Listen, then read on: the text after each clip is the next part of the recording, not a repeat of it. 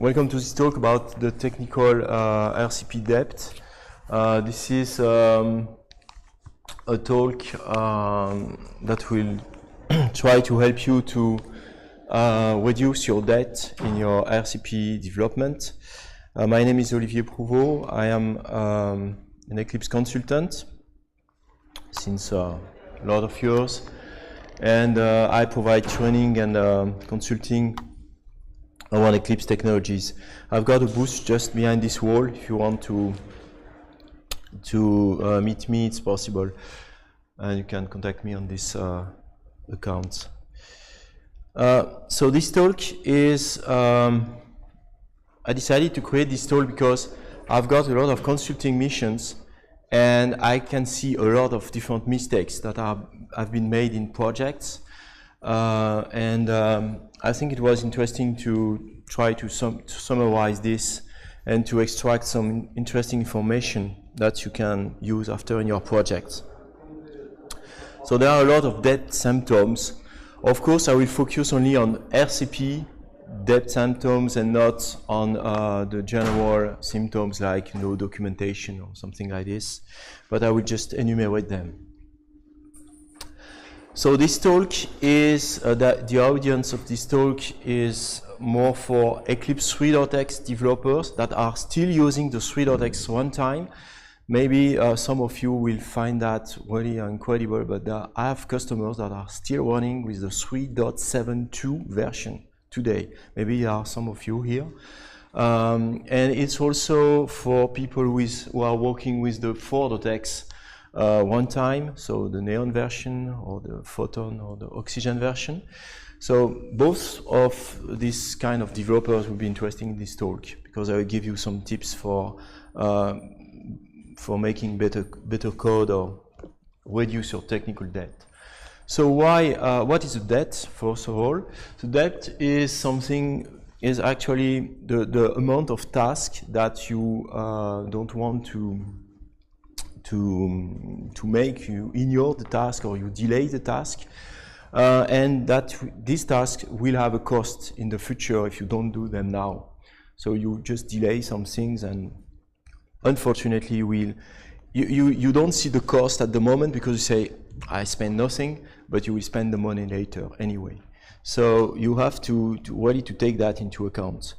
And because the cost is visible and the return on invest is totally invisible, you cannot know, and you cannot say to your boss, we must do that. We spend 2 days to do that. It's very important, but your boss will say, no, we don't have time for that.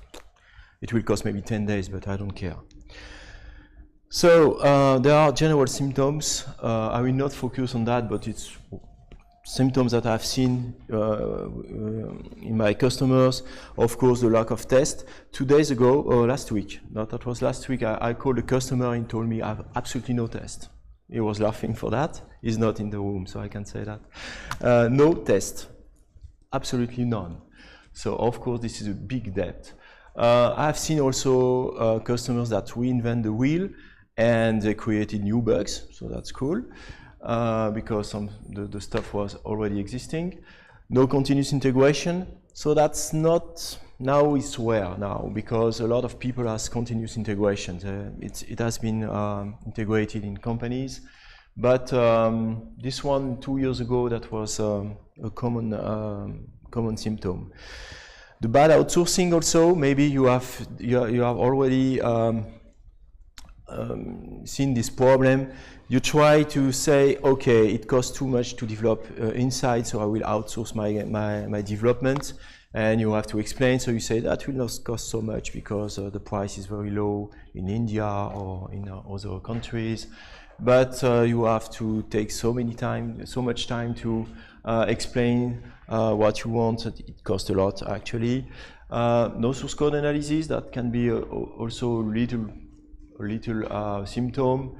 People not skilled, that's really, I've seen that in all the companies. They said, for instance, they say, the guy knows Java, he can develop in RCP, no problem. He knows Java, it's okay. And I've also seen no real management, so no decision, nothing, and they just delay, they do nothing, and the debt is exponential in this case if you do not decide. So this is general symptoms. If we focus on Eclipse, the Eclipse development environment and the target platform and all the stuff, there are some symptoms that are really interesting. The first one is the usage of deprecated code or deprecated extension points, also of internal packages. So this is a debt that you must really remove quickly, because when it has no cost at the moment, but when you will have to migrate to a new version, that will cost a lot, because you have to change everything, and probably people has disappeared or they changed the project, they cannot fix that for you. Some of my customers are still using JDK 7, so this is of course people that are not running with the 4.x runtime. I've seen also bad architecture where everything is this is a real mess of a big bag of plugins with everything connected, and if you change something in here, you must change everything. I've seen that. It still exists in 2018. Too many plugins or not enough plugins also. I had a customer who had only 7 plugins for a very huge project, and he should have, when after the consulting mission and after 1 year, because it took 1 year to reduce the debt, he has about 50 or between 50 and 60 plugins at the end. It was really more modular. And what I said before, developers know Java and they can do RCP. I will focus in this talk on these 3 main symptoms. The first one is a bad target platform and how you should use it. Even if you use the 4.x, I will show you a tip to use a good target platform, even if you are already on the good one. Also, still developing using 3.x concepts is today, you will continue to dig your debt if you still use the 3.x extension points. I will show you how you can really easily define new elements in your application model from the Eclipse 4. There is a specific editor that has been upgraded today with the new version, and you have a lot of cool functionalities to use that. And I will show you an experimental project to help you to make UI test if you have Eclipse 4 components, so only for Pojo components. So just a couple of slides about 3.x, probably some of you know that, but the 3.x framework is just only for people who are still using the 3.x runtime. So if you still use the extension points from 3.x, that's okay, you can run with the 4.x runtime. But if you still use the 3.x runtime, there are really a lot of disadvantages for that. I will not read the slides, but basically this is an old software. It has been shipped for the first time more than 14 years ago. There are a lot of concepts that are not defined in this runtime. For instance, you have a lot of APIs, you have no injection. Everything is, it's like if you have a big block of code that cannot change, and you must depend on this block, and there is no separation between the rendering and the UI definition, and that's really heavy to use. It's not the code that you should use today because there is no injection in particular. If you switch to the 4.x runtime, I will show you how to do that. You can do that for free if you develop properly with the 3.x runtime. You will get some advantages. One of them is, of course, the injection. The injection mechanism is a way to receive the objects from the framework, so you don't have to care about the place where the objects are. You just say, I need this interface. You will get it. So if you want to write test after your test case can initialize for you the information for the classes or the implementation, and you can stub, you can simulate very easily what you are expecting. So for test, that's very interesting. There is also an application model. I don't know if you are aware about EMF, but all the Eclipse 4 runtime is running using EMF, Eclipse Modeling Framework, and all your IDE is actually display the rendering of an internal model inside your Eclipse. So all the perspectives, the views, the commands, the mechanism that makes the commands visible or not are implemented in an application model. And this is very interesting because when you use the Eclipse for runtime and you want to manipulate the model, you just have to use an EMF API. And the EMF API is the same, whatever the objects you are using. If you want to manage a perspective, a view, a command, an handler, a snippet of code or whatever, it's the same code to manipulate the model. If you want to do that with Swt.x, you have an API for each kind of object. So that's really more simple with Eclipse 4. And because there is a model, there is also a renderer, and the renderer will listen to the model and will display your application model.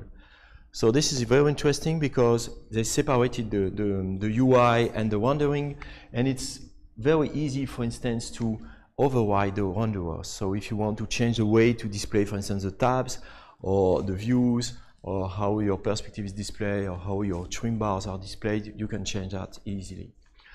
And you can also apply CSS.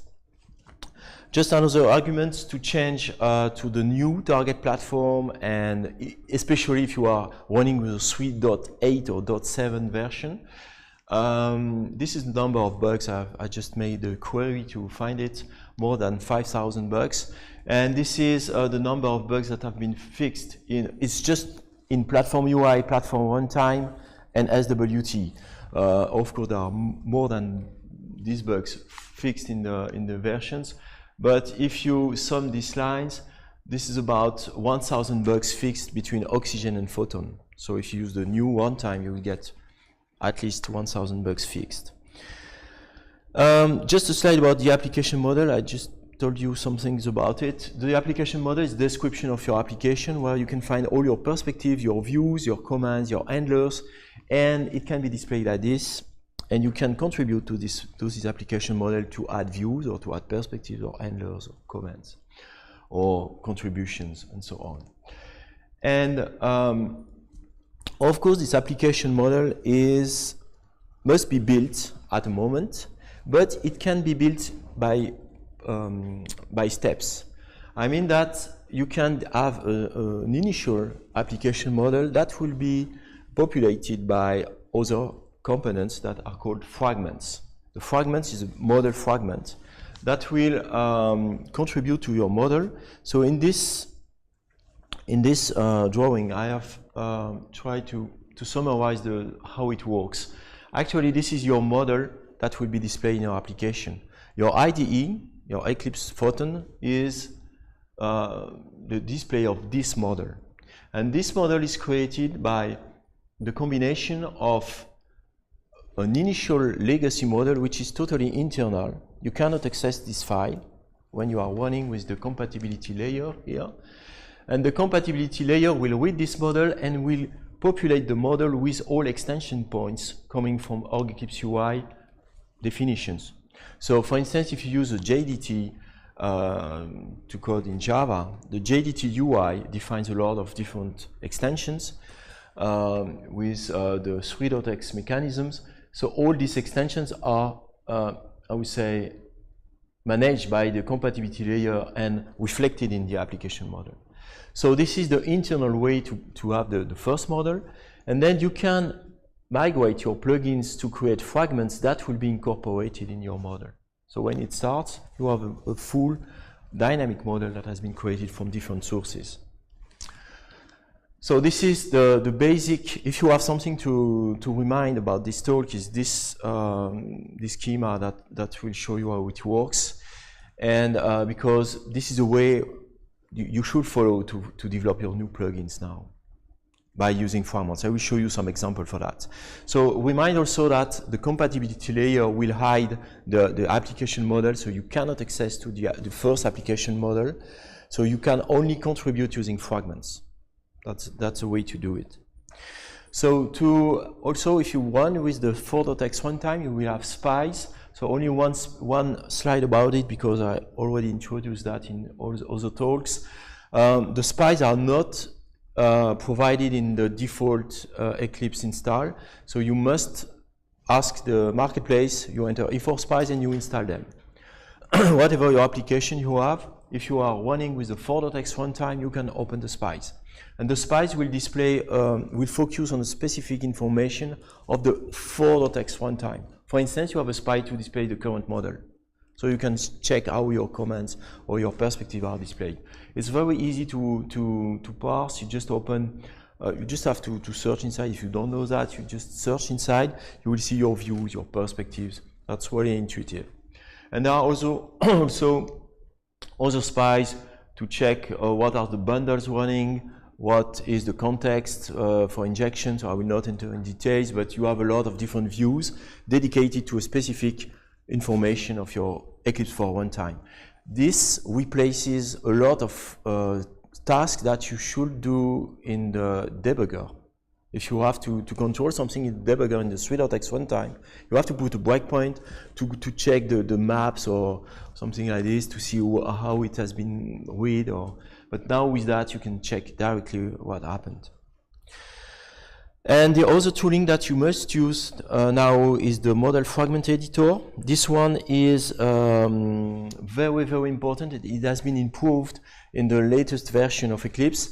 So up to the Neon version that was difficult to use, but now it's really cool to use because in the fragment, actually you will define, I would say, categories of contributions that you want the place in the model where you want to contribute to.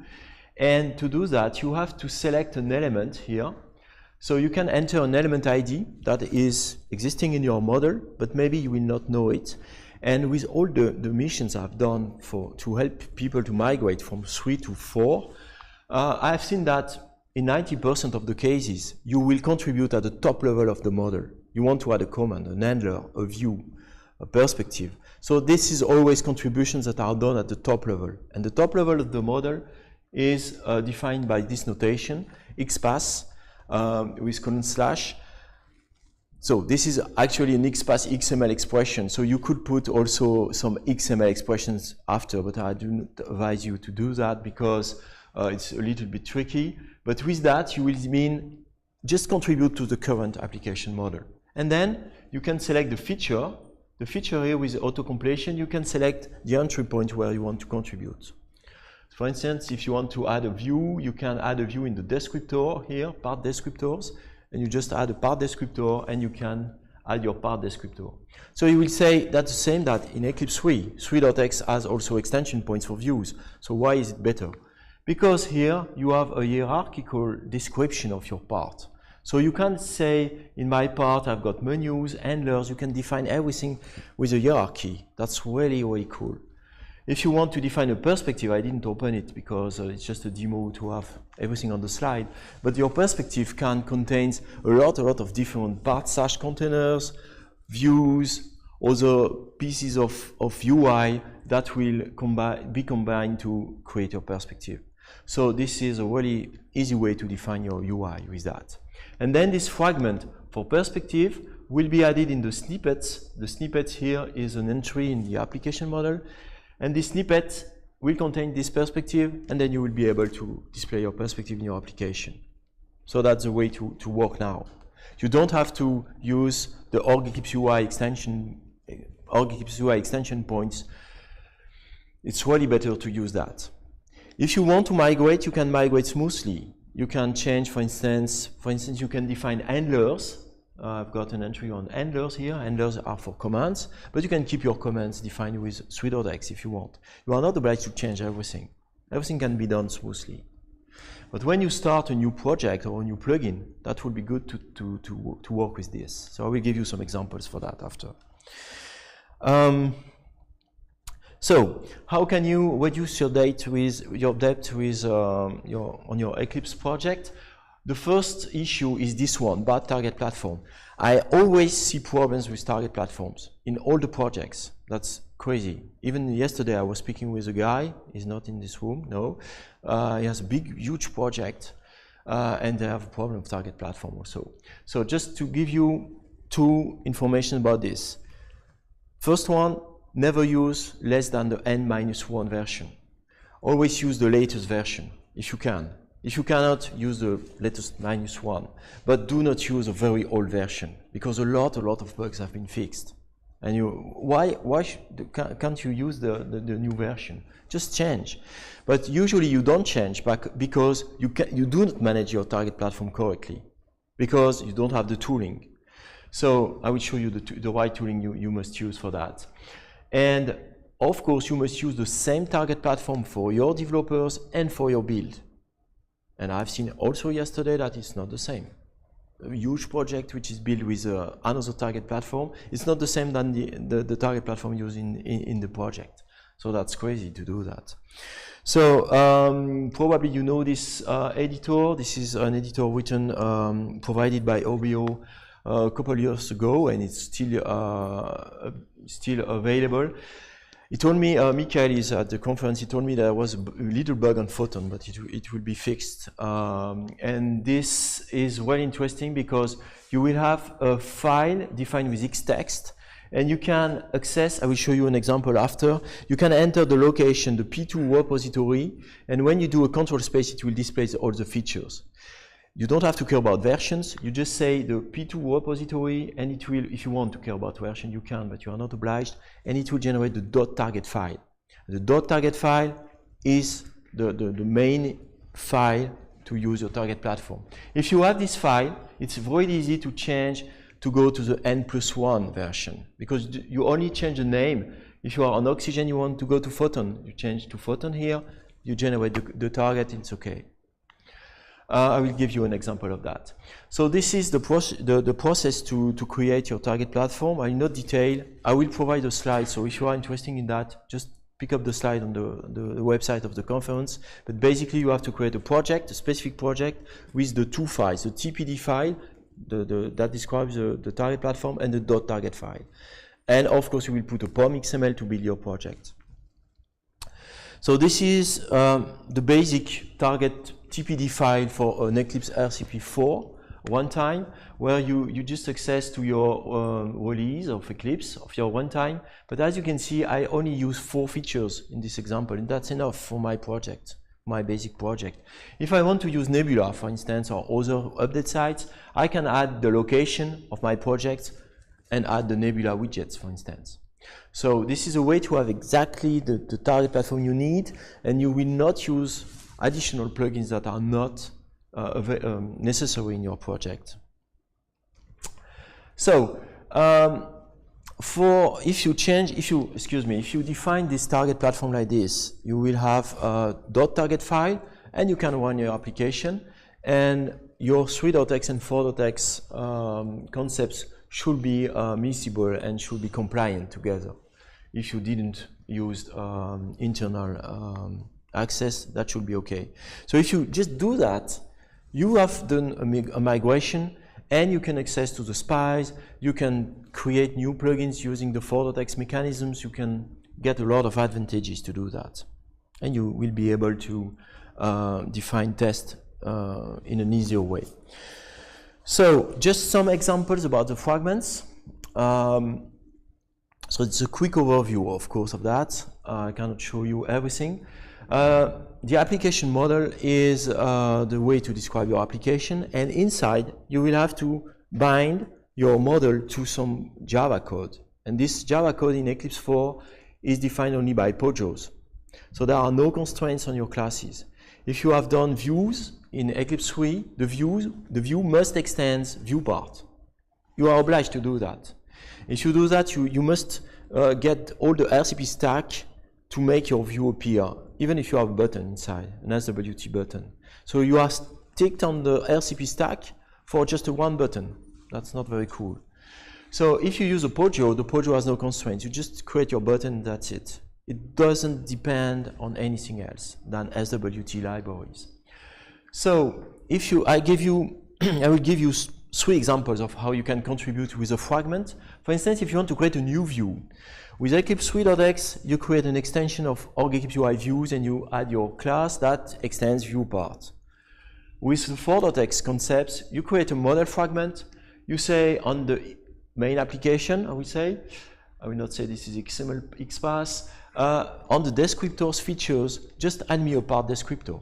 And the part descriptor can contain pop-up menus, view menus, handlers, specific handlers, and a class that will be a Pojo also for that. And this part descriptor then is available in the show view menu if you want to add it.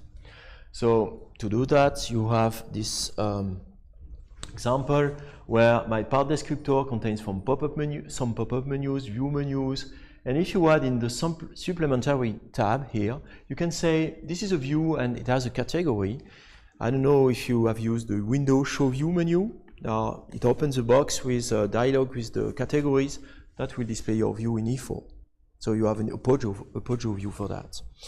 Another interesting example is about perspectives. The perspectives should be defined in the snippet part of your application, and you can mix inside what you want. You can mix E4 views and E3 views. That's not a problem. If you want to use an E4 views, of course, you can bind your class with your Pojo, but if it's a E3 views, you must use this one, the compatibility view, and with the ID of the view, you can have a pure E4 perspective that will include the console, for instance, that is defined in Swt.x and your specific views. No problem for that. And if you want to display the perspective, there are services to do that that can be used in the code. So what is the advantage of that? Instead of having code that will create your initial layout with code and you cannot see how it is organized, you have got your perspective here, and your perspective can also have some windows. Maybe you can open another window, and you can define your structure of your perspective easily. I only put 2 objects, but in the perspective you can have a lot of different views, and you can mix your views. For instance, here I use the package explorer from JDT. So I mixed in my E4 perspective an E3 view and an E4 view with a pure E4 part.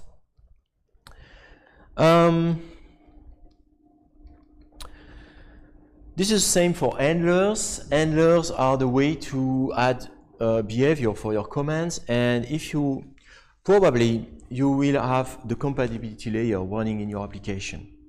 I have only one customer who is in a pure E4 runtime. He could migrate to the pure E4 runtime, so there are no more compatibility layer. So if you have the compatibility layer, you will have to probably to add, for instance, handlers, so behaviors for the copy command, for instance.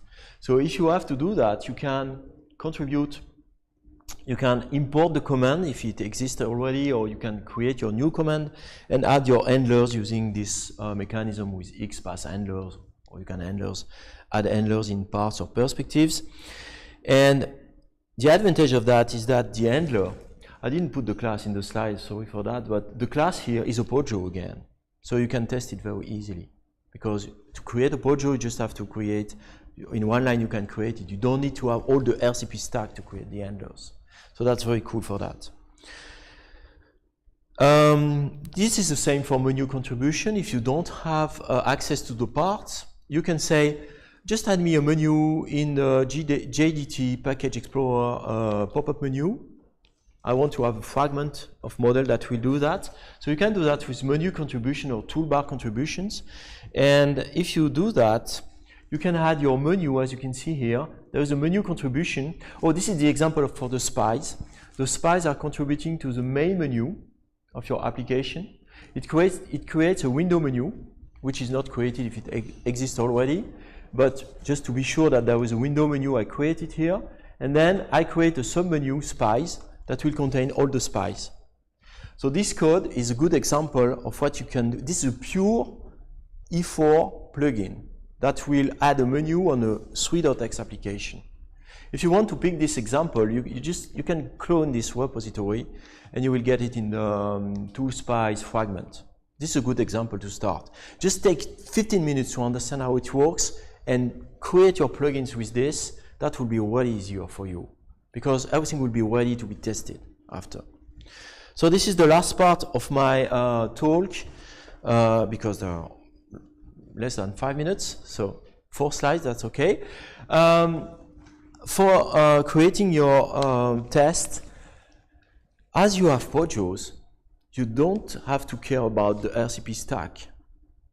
You just have to create your objects and test if it can be displayed and if it reacts, for instance, to a selection or something like this. But everything in Eclipse 4 is developed using injection. So I created something. This is an experimental project just to show that it's easy to test. I will probably add some stuff inside during this year. And if you want to contribute, it's also possible. It's on GitHub. So we can create parts, we can create handlers, we can display objects. For instance, you can create a test case where you display a Pojo part, another Pojo part, and you say, open the tree viewer of this one, select this object, wait 1 second, and check that in this part, it has been updated, because the selection is listened in this part, for instance. So if you want to test that with usual UI libraries, you have to create all the RCP stack. You have to write a lot of code for that. With this framework, I will show you an example of code. It's not really difficult to use. So I created an update site for that. You can add it in your TPD file for your target platform. There was a feature for that. And the test case, so there is a basic E4 test case that contains some basic methods. So it's just an alpha project for the moment, but it works for samples. So you can create a test part. So that's your part where you will give the part and you will get an M part from the application model. And then you can, in your test part, you can select an object also in a tree viewer. You can get a tree viewer and select an object. You can check that a text in a part contains a value, an expected value. So if you want to write a test with that, so of course this test case will change in a few times with a lot of different methods. So this is an example of a test. In this test, I will check, for instance, that I create 2 parts. So my test will only use 2 views of my application. Even if I have 100 of views, I don't care about it. I just focus on these 2 views. I create the 2 views, giving the class here. And then I can get the tree viewer of the first one. So here, it works with introspection. So you give the name here of the field that is a tree viewer in this part, in the agency part. So agency part is this class. So in the rental agency part class, I've got a field that is named agency viewer. And I can open this and expand all. So for instance, this is an example. So this is a setup. So the setup will create the 2 views and expand the tree. And then if I want to test, for instance, if the selection is okay, I can go on my, I can select an object in my model and select this object in my tree viewer. Wait just 1 second, and then I can assert and check that in my other part, the text is updated as expected, because the selection in the tree is this one.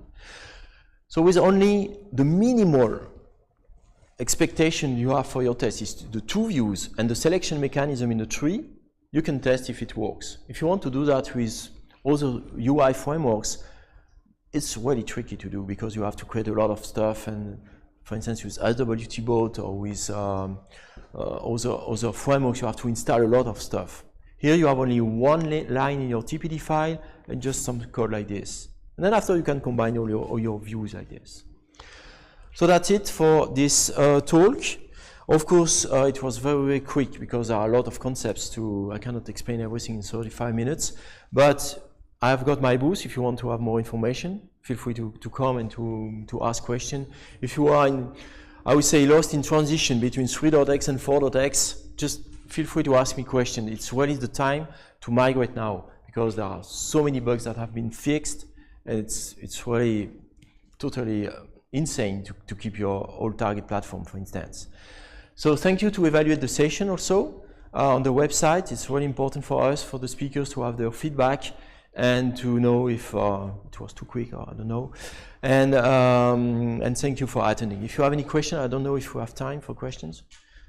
1 question and the other question on the booth. So I don't know if you have any question. Yes? Are you aware of any plan to sunset the automatic delay that we use? To remove it? No, it will be never removed. I I'm not in the team that will have done it, but I think it cannot be removed because, for instance, if you have the example of the JDT, the JDT is still written with 3.x component extension points, and they cannot. They would like. I'm sure they would like to migrate, but the problem is that they have to manage JDK 9, JDK 10, 11, 12. So they will let it like this. So the compatibility layer will be there, I think, for a long time.